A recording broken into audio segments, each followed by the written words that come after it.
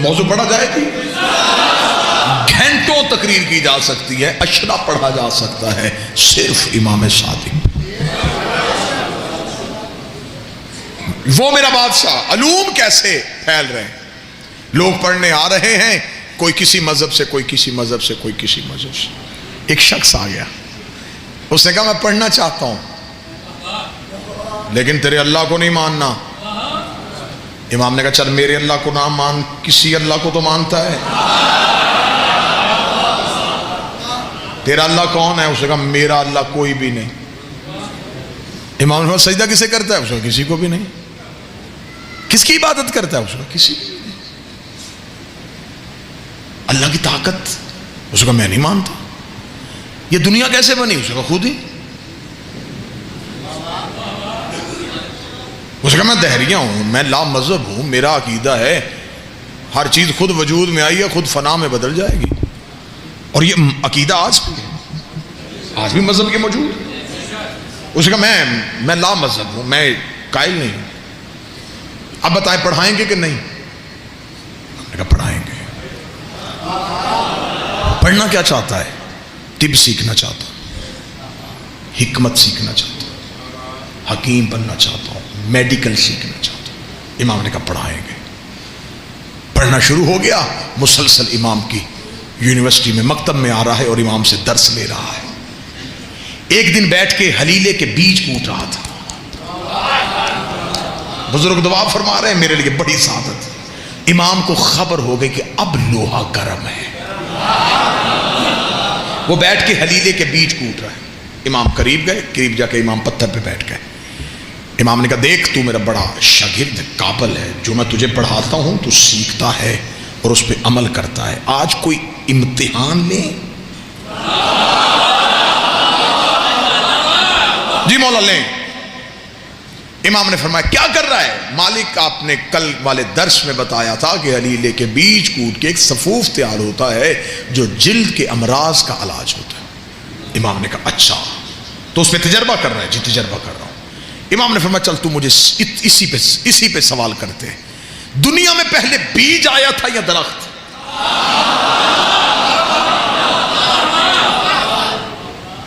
سوچنے کے بعد امام کا چہرہ دیکھا، بیج آیا تھا۔ امام نے کہا کس درخت سے گرا تھا؟ بیٹھے چلے گئے۔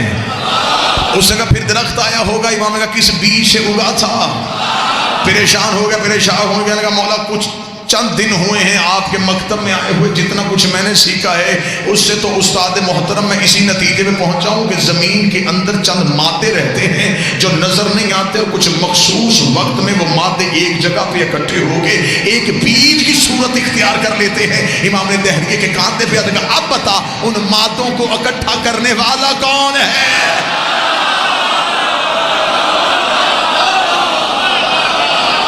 کون ہے جو ان مادوں کو اکٹھا کرتا ہے؟ تو نے نہ نظر آنے والے مادے مان لیے، نہ نظر آنے والا اللہ کیوں نہیں مانا؟ جیسے مادے نظر نہیں آتے ایسے مادوں کا خالق بھی نظر نہیں آتا، جیسے وہ بھی چھپے ہوئے راز ہے ایسے وہ بھی چھپا ہوا راز ہے۔ اتنا کہنا تھا، اس نے قدموں پہ ہاتھ رکھے گا قربان جاؤں تیرے، تو نے صرف اللہ منوایا نہیں، تو نے تو دکھا بھی دیا، تو نے منوایا نہیں، تو نے دکھا دیا۔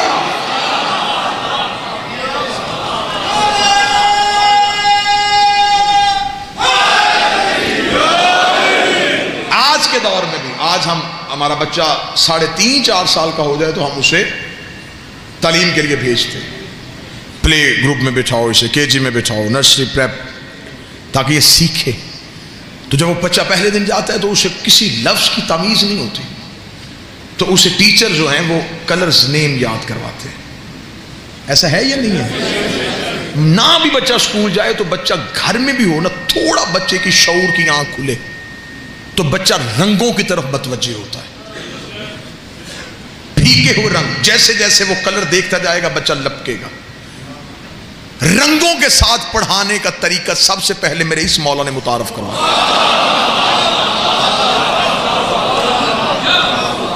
جب لوگ امام سے پڑھنے کے لیے آتے نا تو مولا نے فرمایا اکیلے نہ آیا کرو، گھروں سے بچوں کو لایا کرو۔ تو کہا مولا اس لیے نہیں لے کے آتے، ہم نے پڑھنا ہوتا ہے، وہ شرارتیں کرتے. امام نے کہا تمہیں نہیں پتا حجت کی محفل میں کوئی شرارت نہیں کرتا.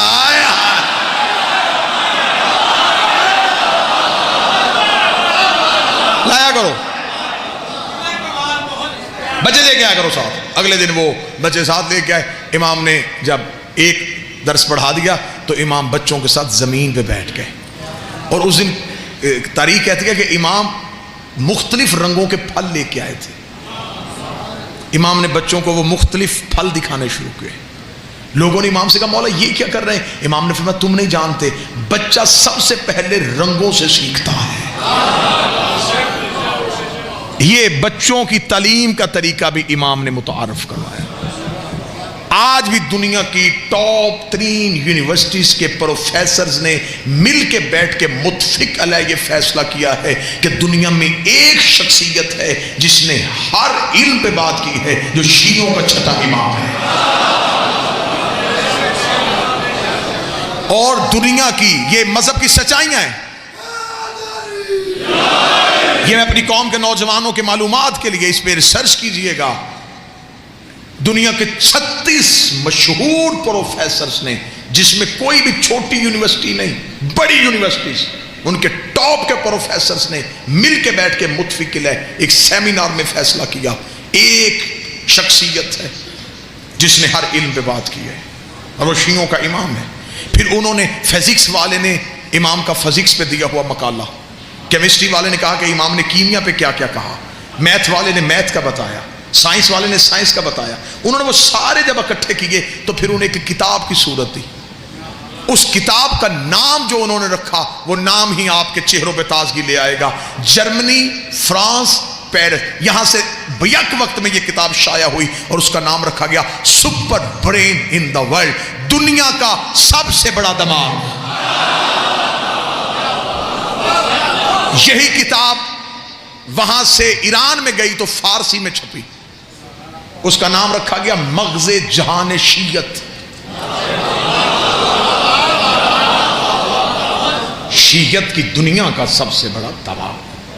یہ کتاب انڈیا پہنچی تو لکھنؤ میں چھپی. اس کا نام رکھا گیا امام جعفر صادق کے سائنسی انکشافات. یہ کتاب آپ کے پاکستان کے لاہور کے اردو بازار میں آ کے شائع ہوئی تو اس کا نام ہے سپر مین ان اسلام. نوجوان ضرور اس کتاب کا مطالعہ کریں. یہ آپ ڈاؤن لوڈ بھی کر سکتے ہیں، آپ کو PDF کی اس کی فائل بھی مل سکتی ہے. اس میں دنیا کی 36 یونیورسٹیز کے پروفیسر نے اپنے مولا ہمارے امام کو خراج پیش کیا ہوا ہے. امام کی جو پہلی کلاس امام سے فارغ التحصیل، بور تو نہیں ہو رہے آپ موضوع سے؟ متوجہ نہیں. امام کی جو پہلی کلاس فارغ ہوئی اس میں کتنے شاگرد گئے؟ 40,000. ایک روایت 30,000 کی، ایک 40، ایک نے 70,000 لکھا. یہ پہلی کھیپ تھی جو امام نے پڑھا کے فارغ کی جلدی جلدی. اور جب یہ پڑھ کے نکلے تو امام نے فرمایا اب گھروں میں نہ جانا. یہ نہ ہوگا سیکھ کے اب گھروں میں جا کے بیٹھ جاؤ. مولا حکم، فرمایا پھیل جاؤ، دنیا کے کونے منتخب کر لو، دور دور چلے جاؤ، پھیل جاؤ دنیا میں. اب علم ان کے سینوں میں تھا. کوئی تلاشی لیتا بھی تو پتہ نہ چلتا.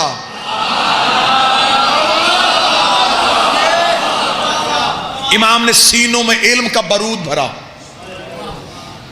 امام نے مجاہد تیار کر کے علم کے بھیج دیے. امام نے کہا پھیل جاؤ.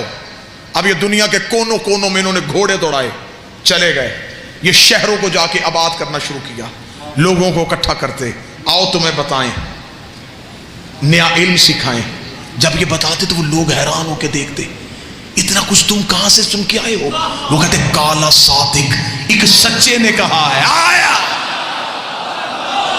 کالا صادق، کالا صادق، کالا صادق، کالا صادق. سچے نے کہا، سچے نے کہا، سچے نے کہا.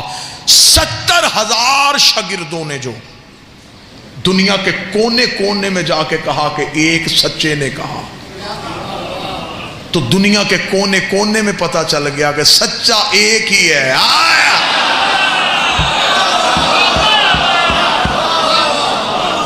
اب یہ فقہ پھیل رہی ہے، جہاں بھی جا رہی ہے یہ فقہ صادقی ہو رہی ہے. آپ کے مذہب کی ابتدا پڑھ رہا ہوں. واللہ با حسین اتنا ظلم ہوا ہے اس مذہب کے علم کے ساتھ. شیخ توسی کے قبلہ تشریف فرمائیں کی تائید، شیخ توسی ہمارے مذہب کا، ان کے دور تک امام کے 400 کتب امام کی موجود تھی، کلمی نسخے. سقوط بغداد جب ہوا تو پھر علماء کہتے ہیں صرف 33 کتابیں بچی، باقی ساری کتابیں ضائع کی گئیں. شیعوں کا علمی ذخیرہ بالکل تباہ کیا گیا. 33 کتابیں بچی. جتنا کچھ آج بیان ہو رہا ہے یہ ان 33 میں سے ہے.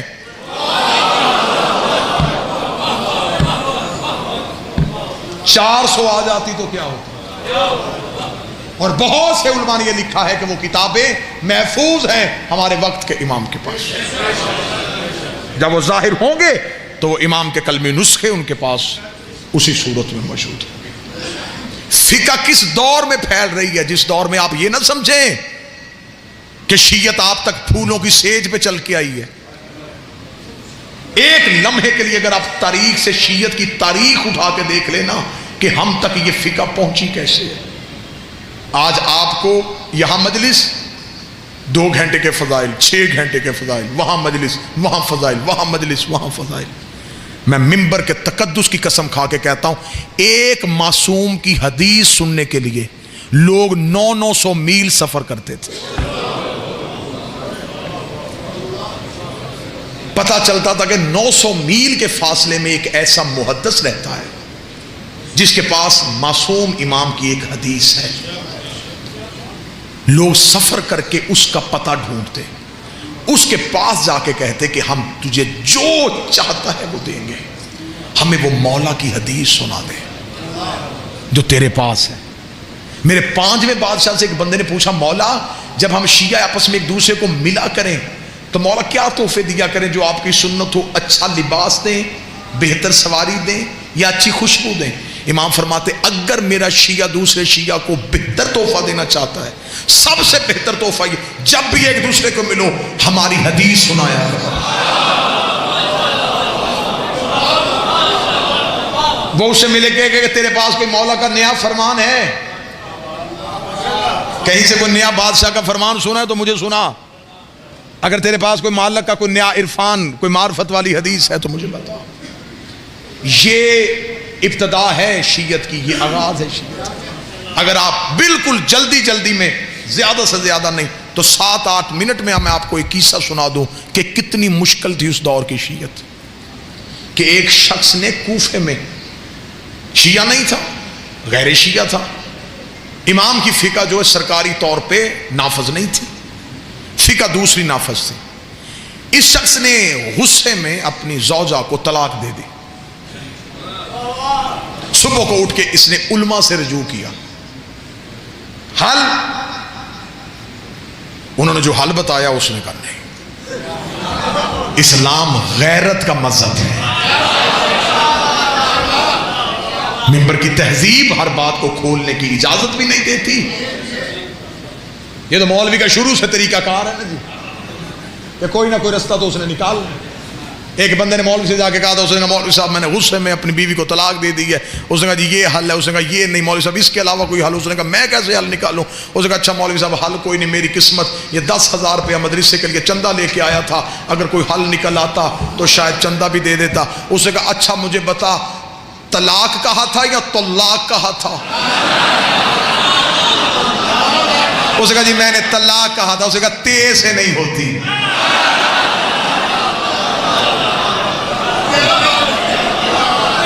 تیرا مخرج ہی ٹھیک نہیں تھا، تو طلاق کہتا.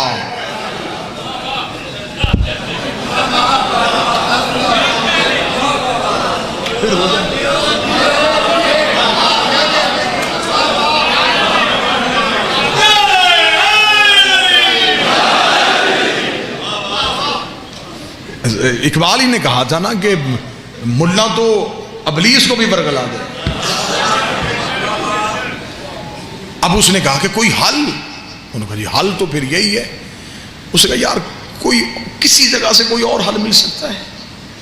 ایک شخص نے کہا ایک حل ہے، ایک فقہ ہے، سرکاری طور پہ نافذ نہیں، حکومت اس کی مخالف ہے، حکومت اسے کسی صورت میں نافذ نہیں ہونے دے رہی، بانی اس کا مدینے ہے۔ اس کا وہ کس کی ہے؟ اس کا رسول کے بیٹے کی۔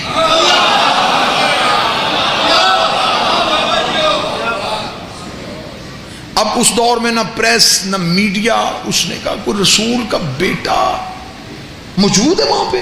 وہاں ہے۔ اس نے فوراً وہاں سے نکلا اور مدینہ وہاں پہنچا تو وہاں مدینے بازار میں ایک کوفے کے رہنے والے دکاندار سے ملاقات ہو گئی جو تجارت کے لیے مدینے تھا۔ اسے جا کے ویسے ہی حال احوال پوچھنے کے بعد بے نیازی میں کہنے لگا یار امام جعفر صادق، اس نے اتنا کہا یا دکاندار نے دوڑ کے آ کے منہ پہ ہاتھ رکھا، منہ پہ ہاتھ رکھ کے شہر سے باہر لے گیا۔ شہر کے باہر تنہائی میں جا کے کھڑا کر کے کہنے لگا دوبارہ یہ نام نہیں لینا۔ کیوں؟ اس نے کہا تو نہیں جانتا، انہیں گھر میں پابند کر کے رکھا ہوا ہے، گلی میں فوجی ہے، مخبروں نے اس گلی میں کرائے پہ گھر لیے ہوئے ہیں کہ کون امام سے ملنے آتا ہے۔ حاکم کی طرف سے اتنی سختی ہے کہ جو نام لیتا ہے اگلے دن شہر میں اس کی لاش ملتی ہے۔ تو کوفے کا تھا اس لیے میں تجھے سمجھانے شہر سے آ گیا، واپس چلا جا، اب مدینے شہر کا رخ نہ کرنا۔ یہ کہہ کہ وہ مدینے کی طرف چلا یا وہ شخص پیچھے چلا۔ اس نے کہا اب کہاں آ رہا ہے؟ اس نے کہا اب ملوں گا، اب یقین ہوگا یہ سچا ہے۔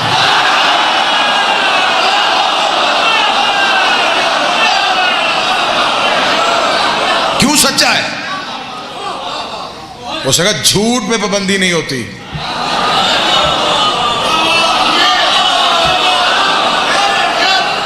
پابندی لگے یا کوئی لگوائے،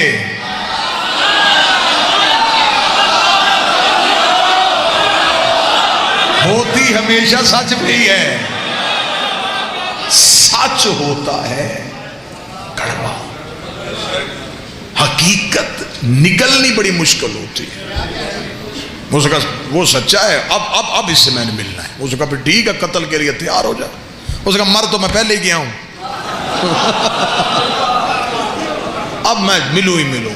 وہ گیا، جا کے اس نے جب پتہ کرتا کرتا کرتا پہنچا تو حالت کیا ہے؟ گلی میں فوجی، چھتوں پہ سپاہی، تلواریں، مخبروں کی آنکھیں دروازوں سے، اتنا وحشت ناک ماحول۔ واپس پلٹ آیا، دوسرے دن پھر وقت تبدیل کر کے گیا، حالات ہوئے، تیسرے دن رات کے وقت گیا، اس سے کہا نہیں ملاقات نہیں ہو سکتی، اتنا سخت پہرا، اتنی سختی۔ تیسرے دن مدینے کے باہر بیٹھا سوچ رہا تھا واپس جاؤں نہیں ملاقات ہوگی، یا ایک لمحے کے لیے ذہن میں خیال آیا، آنکھیں بند کی، بند کر کے اب لب نہیں ہل رہے، اب یہاں سے بولنا شروع ہوا، تجھے تو پتا ہے کہ میں ملنے آیا،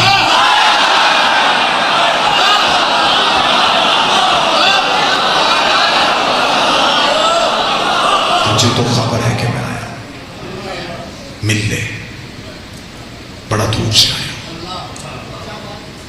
اب یہ عشق کا تقاضا ہے کہ یہاں کا لہجہ وہ جلدی سنتے ہیں۔ جو ہی اس نے یہاں سے پکارا تو کان میں ایک آواز آئی، سبزی لے لو۔ اس نے پیچھے مڑ کے دیکھا تو ایک سبزی فروش، بسیدہ سا لباس، سر پہ سبزی کا ٹوکرا، بے نیازی سے جا رہا ہے۔ بھائی کہاں جا رہا ہے؟ مدینے۔ کیا کرتا ہے؟ اس نے کہا سبزی بیچتا ہوں۔ بھائی کبھی محلہ بنی ہاشم میں گیا ہے؟ روز جاتا ہوں۔ کبھی امام سے ملا ہے؟ نہیں ملا تو نہیں ہوں، لیکن میں چاہتا ہوں، کیونکہ میں کسی سے کوئی میرا تعلق نہیں، میں تو دکاندار ہوں، میں سبزی بیچتا ہوں۔ اچھا تجھے کوئی روکتا نہیں؟ مجھے کیوں روکنا، میں تو اپنے کاروبار کے لیے آتا ہوں۔ بھائی سبزی بیچے گا؟ کیا لے گا؟ نہیں ساری دے۔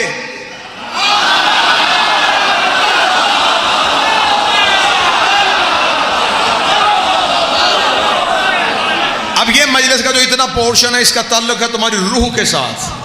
یوں تمہارے بدنوں سے روحیں پرواز کریں گی اور تمہیں یوں مدینے میں دہلیز بادشاہ کا سجدہ نصیب ہو. اچھا ساری سبزی بیچ بھائی, لباس بدل لے. یہ میرا نیا لباس ہے, قیمتی ہے, یہ لے لے, یہ بسیدہ لباس دے دے. لباس تبدیل ہوا, سبزی کا ٹوکرا سر پہ لیا, مدینے کے سیال کوٹ میں جملہ ضائع ہو گیا تو پھر آج کے بعد اس موضوع پہ یہ جملہ میں ممبر پہ پڑھوں گا ہی نہیں. کتنا اچھا تھا, سبزی فروش بن گیا, ضمیر فروش نہیں بنا. واہ یا حسین, یہ ہے قدر, اسے کہتے ہیں قدر. سبزی فروش بن گیا, عقیدہ فروش نہیں بنا.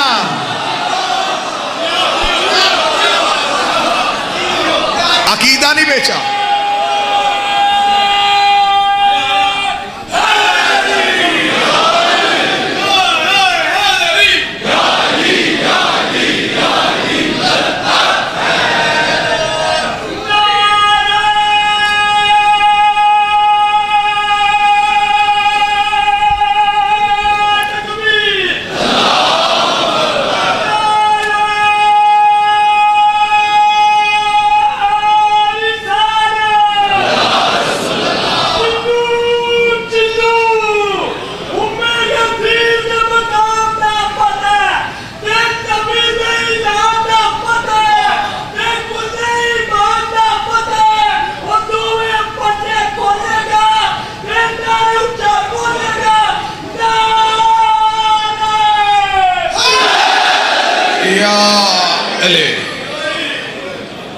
سبزی فروش بن کے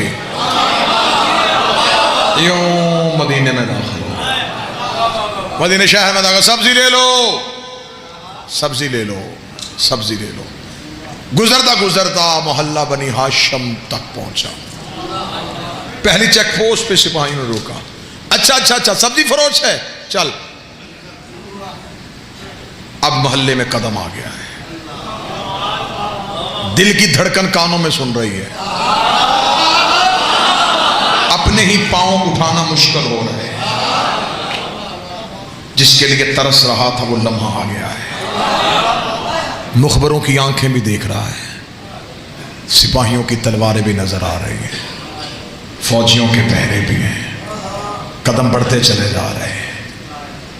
جو ہی دیکھا کہ دروازے کے سامنے سپاہیوں کا رش زیادہ ہے, ذہن میں پتہ چل گیا یہی گھر ہے, یہ دروازہ ہے. اس دروازے کے سامنے پہنچا, سپاہیوں نے پھر روکا, تلاشی لی, گزرا.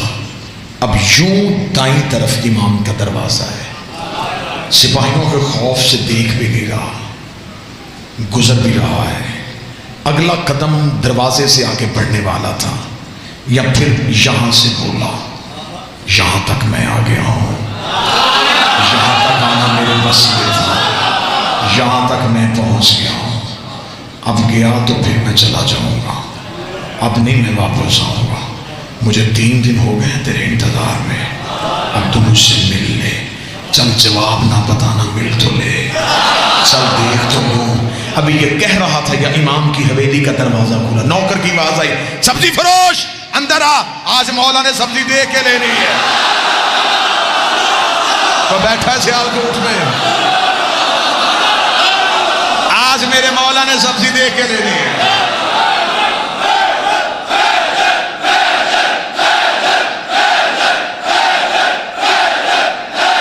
سارے بولو مل کے حیدری. کل بھی خراب سبزی دے گیا, شرم نہیں آتی مدینے شہر میں رہتے ہوئے ایسا تجارت. اندر آ. جہاں لگا سپاہی, رک رک رک, کدھر؟ وہ غلام کہہ رہا ہے کہ اس کے آقا نے آج سبزی دیکھ کے لینی ہے. جانتا ہے اندر کون ہے؟ نہیں. شیعوں کا امام ہے, حاکم کی طرف سے پابندی ہے, کوئی نہیں ملے گا, ہم تیرے ساتھ جائیں گے. 2 سپاہی پھر ساتھ چلے. اب امام کے صحن میں جا کے بیٹھ گیا. سبزی کا ٹوکرا سامنے، سپاہی دائیں بائیں، نظریں ہیں امام کے حجرے کے دروازے۔ کتنا خوش نصیب تھا بادشاہ کے سینے میں بیٹھا، نظریں یوں حجرے کے دروازے پہ اور دیکھ رہا ہے۔ دیکھوں گا، پوچھوں گا کچھ نہیں، دیکھو تو صحیح کہ محمد کیسے تھے۔ سنا ہے کہ علی بڑا خوبصورت تھا، حسن کے حسن کے بڑے چرچے ہیں، کہتے ہیں حسین بڑا کریم تھا۔ اس سے پتہ چل جائے گا یہ کیا ہے، یہ کون ہے، یہ کیسے ہیں۔ دل تیز تیز دھڑک رہا ہے، سانسیں بند ہو رہی ہیں۔ حجرے کا دروازہ کھلا، امام کا پہلا قدم سین میں آیا، آنکھیں ایسے رک گئیں جیسے مصر کی عورتیں یوسف نے۔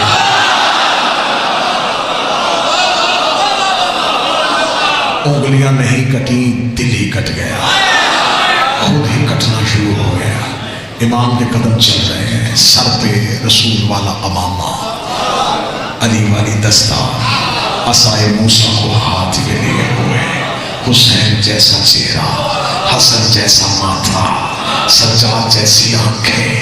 چلتے چلتے امام سبزی کی ٹوکری کے قریب بیٹھ گئے۔ امام نے یوں کپڑا ہٹایا، یہ صرف رخ امامت کو دیکھ رہا ہے، سوالی سوال کو بھول چکا تھا، یہ اپنے مقصد کو بھول چکا تھا، یہ صرف چہرہ امام کی زیارت کر رہا تھا، یہ خوشبو امامت کو اپنے اندر محسوس کر رہا تھا۔ یا تھوڑی دیر کے بعد ہم سے اپنا چہرہ امام کے قریب کیا، ابھی بولنے کے لیے لب کھولنے لگا تھا، یا امام نے جھکی نظروں سے کہا تیری طلاق نہیں ہوئی۔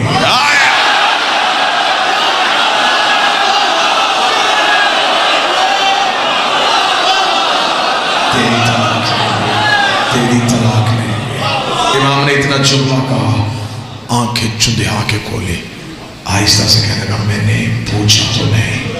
امام نے کہا ہم سوالوں کے محتاج ہیں۔ اب سپاہی سمجھ رہے تھے کہ سودا ہو رہا ہے، قریب چہرہ کر کے کہنے لگا 3 دن ہو گئے مجھے، آپ مل ہی نہیں رہے تھے۔ امام نے کہا تو ویسے پکار ہی نہیں رہا تھا۔ شیعت پھیر رہی ہے، شیعت کا ابتدا سنا، مولا آج واپس چلا جاؤں گا، آپ نے جواب دے دیا کہ نہیں ہوئی، شہر جاؤں گا، کوفے کا مفتی بڑا ظالم ہے، وہ مجھے کہے گا صرف نہیں سن کے آ گیا، دلیل تو لی کوئی نہیں، مولا کوئی دلیل دے تاکہ اس کا منہ تو بند کر سکو۔ کاش وقت ہوتا، امام آیتیں پڑھتے، امام حدیثیں پڑھتے، اب وقت نہیں ہے، اسے بھی بچانا ہے، گھر بھی بچانا ہے۔ امام نے کہا صاحب کہ کوفے کے مفتی کو صرف اتنا کہہ دینا تو نے طلاق دی تھی، غصے میں، غصہ ہوتا ہے حرام، حرام حالت میں حلال کام نہیں ہو سکتا۔ واہ یا علی، واہ یا علی۔ اب کون لائے گا اس دلیل کا جواب؟ اتنا کہنا تھا بس، آخری جملہ اور منبر کا اتنا کہنا تھا یوں اس نے۔ اور یہ محبت کا تقاضا ہے کہ جب محبت غالب آتی ہے تو سب سے پہلے خوف ختم ہو جاتا ہے۔ اب اسے سپاہیوں کا ڈر نہیں رہا، علی کہہ کے اٹھ کے کھڑا ہو گیا۔ سپاہیوں نے نیام سے تلواریں کھینچی، انہوں نے کہا ہمیں پہلے ہی پتا تھا تو جعفر صادق کا کوئی شیعہ ہے، بھیس بدل کے مدینے شہر میں آیا ہے۔ سپاہیوں نے گریبان سے پکڑ کے بدن کو گھسیٹنا شروع کیا، اس کی نظریں امام کی طرف تھی، امام کی طرف دیکھ کے مسکرا کے کہا اب زندگی سے محبت نہیں رہی، اب موت کا ڈر نہیں رہا، اب میرے بدن کا لہو تیرے قدموں میں آ جائے، اس سے بڑھ کے میرے لیے عزاز کوئی نہیں ہوگا۔ لیکن زہرا کا بیٹا مجھے اتنا بتا دے، میں روز سوچا کرتا تھا کہ واپس چلا جاؤں، آدھے رستے سے واپس آ جاتا تھا، مجھے کون سی چیز واپس نہیں جانے دیتی تھی؟ امام نے کہا ایک دن بھی تیری ماں نے تیری تربیت میں خیانت کی ہوتی تو میرے دروازے پہ آئی نہیں۔